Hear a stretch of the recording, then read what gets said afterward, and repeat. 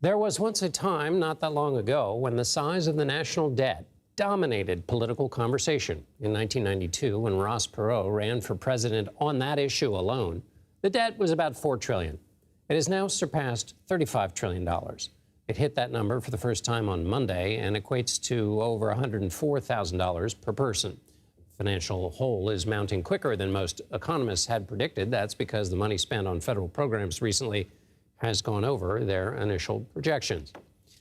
David Wessel now joins me to talk about this. David is a senior fellow in economic studies at Brookings, and he's the director of the Hutchins Center on Fiscal and Monetary Policy. David, it's good to be with you again. Help people understand what this gargantuan number means and why, whether it's dangerous and why it is, if it's dangerous. Well, I think a better way to look at it than just the numbers, we've had a lot of inflation since the early 90s, is to compare it to the size of the economy. And today, the federal debt is about 100% of the GDP. And that's roughly where it was at the end of World War II. We've never been here before. So far, it's not a problem. The problem is that it's going to continue to rise. The Congressional Budget Office says it'll be about 122% of GDP in 10 years, and it'll keep rising from there. So the problem is you can't grow your debt forever faster than your income, and that's what we're doing. And we're doing it for a couple of reasons, largely because we're an aging society, so more and more money goes to older people, and because healthcare costs, half of which are paid by the federal government, are rising faster than everything else. And taxes are not projected under current tax law to rise fast enough to close the gap. And that's basically the problem.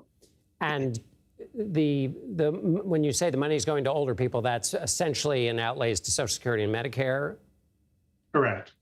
And defense spending is another thing that when you just think about how to fix this, it's also another large part of the pie.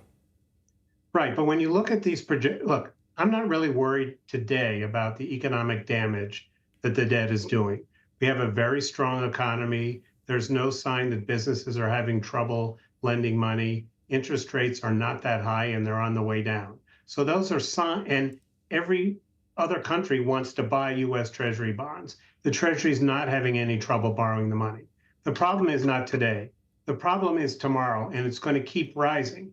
But when the Congressional Budget Office does these forecasts, they don't assume a big increase in defense spending or a big increase in the money we spend on national parks or anything. What's really driving it is the entitlement programs and the fact that taxes are not rising as fast as the spending on entitlement programs. That's the problem. And is essentially the reason this isn't much talked about in the political sphere the way it used to be, both the first point you made, which is that it's not disrupting the economy as we experience it right now, and those choices on the big growing parts of the drivers of debt are hard political choices. Absolutely. So you hear members of Congress say, oh my God, the debt's too big. And then they say, but we don't want to touch Social Security, we won't want to touch Medicare, and we don't want to raise taxes.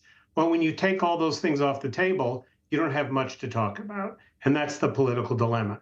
So why should we worry about this? And I think there are a couple of reasons. One is we managed to borrow a lot of money to fight the COVID, to help out during the Great Recession and to fight the COVID downturn in the economy. We can't be sure that we can borrow another big chunk of money if we have another big problem, a terrorism attack, another pandemic, a war or something. We're running out of what economists call fiscal space. We don't know what the limit is. Secondly, we could have a crisis someday. Now, one reason that people aren't talking about this as much as they did in the 90s, John, you may remember, in the 90s, the crisis was always said to be just around the corner.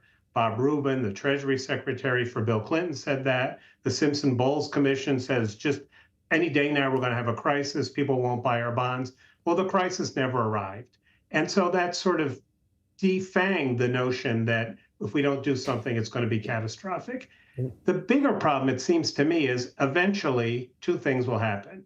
One is more and more of our federal spending will be eaten up by interest, half of which goes to foreigners, which means less money for everything else.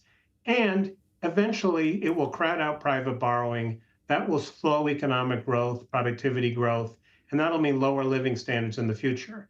We might not ever have a crisis. This might be like just smoking one more cigarette. next cigarette won't kill you, but eventually, if you keep smoking, it will.